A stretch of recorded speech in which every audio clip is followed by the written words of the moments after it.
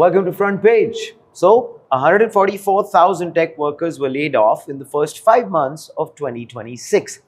The number is projected to cross 360,000 by year end. The reason given in most cases, AI-driven efficiency.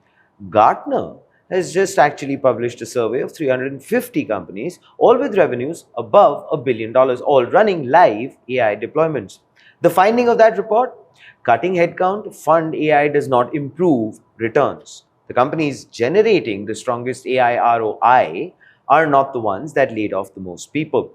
Noviston Lobo, our very own tech journalist at AIM, has been tracking this very story, and he's joining me today for this very timely and a very important discussion in terms of what does the future really hold.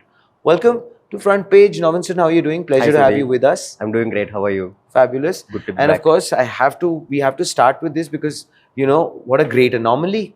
The fact that exactly. 144,000 jobs and the Gartner report, as I just mentioned, they're talking about rates were nearly identical. And that was an interesting part, and I think that's where we should start. Yeah. So apparently there is really no difference between the winners and the losers. Yeah. Right? A company which is making, let's say, an ROI which has slashed headcount, it's not making some great, exciting ROI. Neither is it actually with the company that is not slashed. Exactly. So what is the reality? So I think here even the definition of winners and losers is completely made a tectonic shift here, because people who cut down a lot of jobs, laid off a lot of people, they thought they are winning because Right. they thought, we are creating a budget room for ourselves. We are trying to increase the fund in turn. But what happened it didn't take a lot of time. Within a year, that's what Gartner says, companies realized we've done a wrong thing. Like, one, the investment we put in AI, we are not getting the ROI. Number two, we wanted to create a little wiggle room and we laid off lakhs and thousands of people. But still, it comes to a complete circle where we have to either rehire people or reinvent the strategy completely differently. So they say, the layoff to fund AI narrative is completely a mirage right now. And even the number you said right now, it's a very low bar number, because those are the official counts that happen. Sure. So there have been other companies who don't directly lay off people. They ask people to put down their papers voluntarily, so it doesn't come under the layoff count. More like a VRS or something on those. Exactly. So they might be like, see, if we lay off right now, you might not get certain perks, but let's come to a compromise. You put down the papers, we'll give you this perks, these benefits and stuff like that. Right. So when we think about it, the ballpark number of people being laid off in the last few months, it exceeded more than 3 lakhs at least. So that's where it is. Yeah. And Lobo, before we kind of really get into, let's say, a TCS, for example, or the big tech companies, two things that you mentioned were very interesting. You said 1 year, right? Which brings me to this point, which I wanted to ask you about. Do you think that's too less a period of time for companies to take a call, whether they took the right call or not? That is one.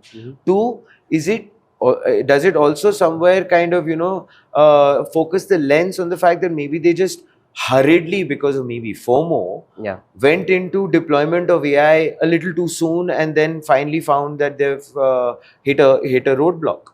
True, because see, when AI started accelerating, everybody wanted to get on the AI bus.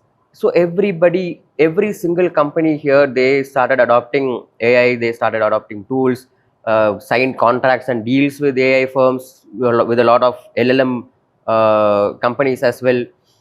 But what happened is they ran too fast, they got burnt out. Right. So that's the scenario we are seeing right now. Because what happened is, one, because they started investing a lot on AI, they had to prove to the boardroom and the members and the company stakeholders that, see, we are not losing out money. So what they did as the second strategy was to lay off people. Right. Now what they've found is, AI should have learned, right? Yes. AI evolves, AI learns. Right. But what they see is it's not doing the job it was assigned to do. Like, there is no one to monitor it. There is no one to take accountability per se. That's what Gartner says. They say the research that they worked on, the survey that they worked on, they found almost 80% of the organizations now struggle without any accountability.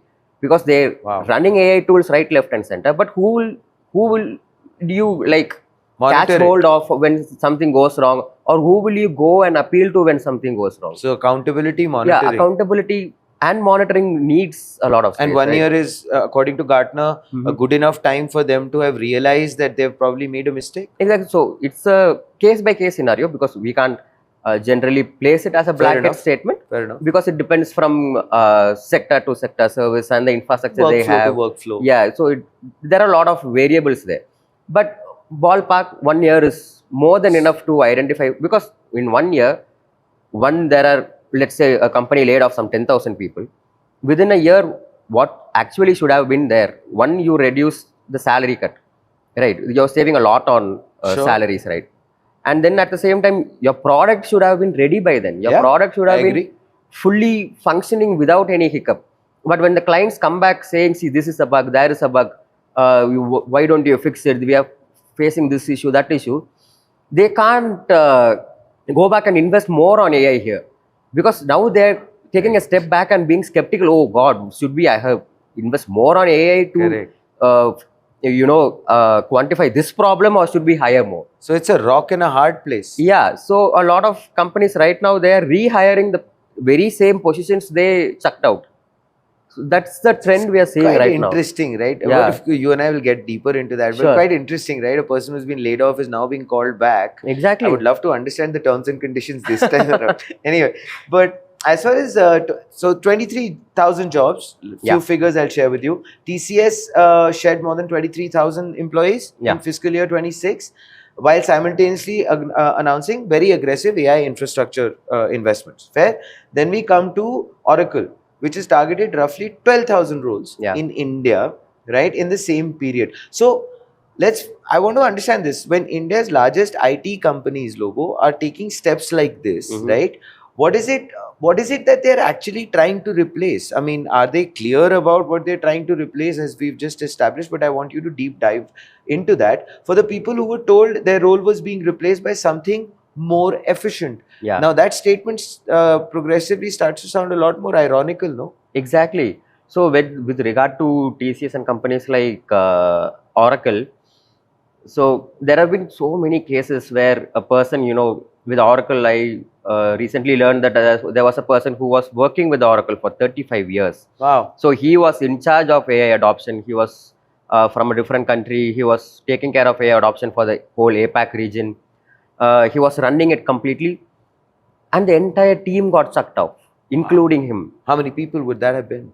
In this entire team, there was some 20, 23 people. Wow. Maybe. The entire team got laid off. Now, it's what Oracle laid off, few months ago? Right. Now they are trying to reinvent or restructure. They're trying to hire the same Those very people back. Exactly. But what they're trying to do is, again, it comes from a financial maneuver point where the C-suite is like, let's not hire the same people with a lot of experience, because then we have to pay more. Sure. Let's hire people with lesser experience so we can pay them less. So it all comes to a more financial aspect. See, what they're trying to do now is that most of the tedious, hectic job, AI is taking care. Sure. So they want people now to monitor. They want people now to take accountability, to just be like an AI conductor. Yeah, but Lobo, let's be honest, isn't that again a pitfall? I mean, you've already burnt your fingers Yeah. by laying off people. Like, for example, let's just take for the sake of the argument, let's just take the example of that particular gentleman that you just spoke about. Wonderful experience, spent so much time there, etc. Now you're going to bring in somebody probably with far less experience, because you need to justify. You've had an egg on face situation. Let's be honest. Exactly. Yeah. The boardroom, you've had egg on face situation. So now you're somewhere trying to, strike so-called balance or whatever it might be. But you might actually end up, falling into the same trap. Exactly. You bring in a lesser experienced person again, then what you do? So that's what Gartner is saying. Companies should focus on a long-term solution, long-term narrative, rather than focusing on every short-term. Even this is a short-term solution. It's a band-aid solution. Exactly. So within a year, if you find this newly hired person with less experience, it's not giving you the proper kind of results, or he's not being productive as you wanted him to be, then you will chuck him off and then hire another person. That's what I mean. So that's where Gartner says, it's like, it's not a game of eliminating or destruction completely. There should be reinvention. You should Yes. renew and reinvent. That should have been the case. But companies went ahead and just like every company jumped on the AI train. Now every other company wants to jump on the layoff train as well. Because for it's them, a so-called trend. because it's a quick fix, it's a immediate thing, saying like for them it's much easier to put it out. Also, Lobo, let me add to this. Let's be honest. If let's say you're a CEO of a company and you haven't done the layoffs, now if I am also a CEO of a company and I end up saying, but listen, I did it, why Yeah. have you not done it? Then the investors start asking you, yes, Yeah. 5 other people have done it, why are you not doing it? Why are we not doing it? Correct. At least we'll have a plush fund in our account to go forward to face any storms further. So they are focusing on short term maneuvers here. But what Gartner says is, there were, like you said before, there were other companies who got higher ROI Yeah. from AI, and they did not lay off a lot of people. Some companies did though, but not a lot, Yeah. not in thousands and lakhs. Correct. That was not the number.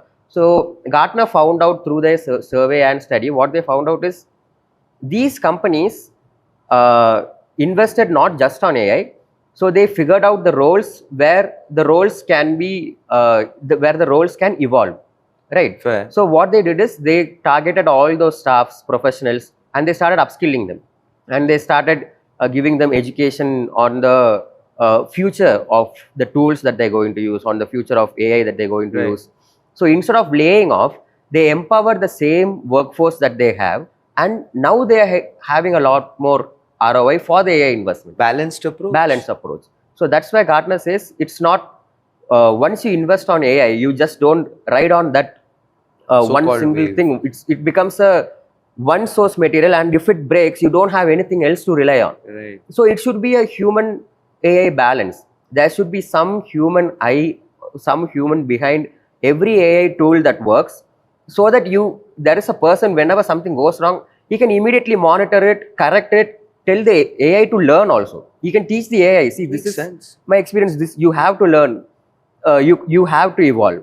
So when that happens, there is no escalation, the number of customer complaints gets reduced, and eventually you get your ROI. So it's a longer plan, it's a Which longer makes sense. systematical effort. You mentioned ROI, which of course I need to ask you this. Gartner's Helen Peirwin, Yeah. right, now draws a very critical distinction, and I'll state what Sure. she said because it's from your article. Yeah.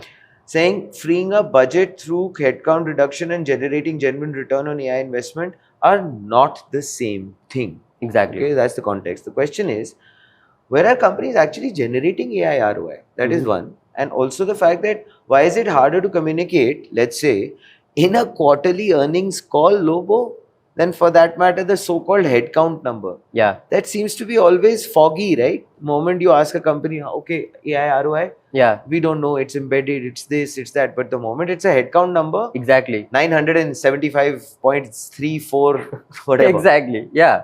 So when during the earnings calls also, when you talk about attrition, they have data immediately. So this is that number we did. We have saved so much. Our our earnings went up so much. Our revenue, and all these companies, they've registered. I mean, they've recorded their revenues to what, billions of dollars. Correct. Yeah. So when it comes to headcount, layoff, and revenue, they're quick to jump. But when you ask about AI ROI, they'll be like, we'll work on it. देखते हैं, करते हैं. Maybe next earnings call. Fair. Maybe the next. Right. So that's where Helen we spoke to. She says high ROI companies are generating value through. She talks about 3 or 4 points. One is faster time to market for a product. Makes sense. Make the product even more faster, quickly available.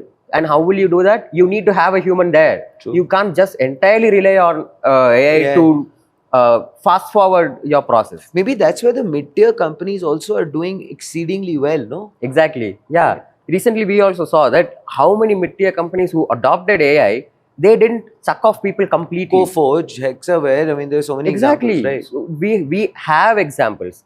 And if mid-tier companies can do it, larger companies can also do it. True. It's completely plausible. And then what she talks about is to reduce the contract cycle. Uh, Earlier, clients and the contract deals which are signed were for years and years. So what they speak about is, when you reduce the contract cycle, the efficiency increases. Sure. Even though it might look that the cost has reduced, the revenue has reduced, but on a longer run, you'll keep having more contracts. You'll have Makes the sense. time to focus also. So that's where she comes from. And she also talks about how to drastically improve customer service outcomes through, and also to optimize financial asset management. Companies lack a lot on financial asset management. So someone, let's say from the C-suite or the senior management, does not take enough effort to properly manage their assets, and where they come down to laying off people. So when that happens, when the managing of proper assets happens, then it creates it. You're not letting go of people. So when you don't let go of people, your AI ROI also increase. When your AI adapts better and better, customer service is also better. So it comes in full circle.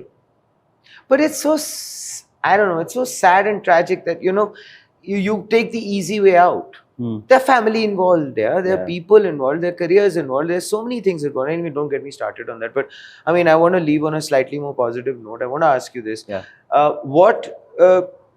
In terms of moving forward, let's say the graduates, with the way the tides are changing now, Yeah. what should they be actually now looking forward to? Because yes, people are now being rehired, or of course those avenues seem to be kind of in some way or the other Yeah. opening again, right? Agentic AI is, of course, there is this entire conversation about redefining a role vis-a-vis eliminating a role. Yeah. So, but very quickly, because I mean, we'll need to wrap it up really soon. Sure. We're positive of time, Lobo. But what is that one takeaway that you'd like to share with the younger generation coming in? Yeah. So I'll take a hint from Gartner's report as well. Report itself. They, instead of talking about how do I compete with AI, the only question we should talk about is how do I orchestrate AI. Beautifully AI said. is my tool. How do I orchestrate it? How do I monitor it? How do I conduct it? Not completely rely on it. So any professional who are upcoming right now, college graduates, the only question they should ask is, how can I orchestrate AI, and pick it from there. Whatever stream you want, whatever stream you want to build your career in, be the person who is supervising the AI. So there are a lot of roles coming up right now. Even more, there's another report which came up. There are at least going to be 1,000 or 2,000 roles which are going to come up in this year. Fabulous. Okay, so focus on the roles where you can monitor AI, conduct it, orchestrate it, and then take care of AI. You will be the manager of AI. So Well said. any role related to it, that is how you need to, that is where you need to focus and upskill yourself. Thank you so much. Well, there you have it, Noviston. Thank you so much for being on front page as always, and I would love to have you back, because we need to do a follow up on this. Definitely, we This is should do an that. ever evolving story, and Yeah. it is impacting lots and lots of lives. Thank you so much for your article as well. Well, there you have it, Noviston Lobo, ladies and gentlemen, and I believe what he has said finally is something which is so true and is at the core of the matter. It is about ensuring that, think of AI and the orchestration of it more as a symphony, which is only going to make sure that your life tends to become a lot more melodious. Please do let us know what are your thoughts in the comments below. This, ladies and gentlemen, is Front Page by the AIM Network. Like, share, subscribe, and always remember, think AI, think AIM.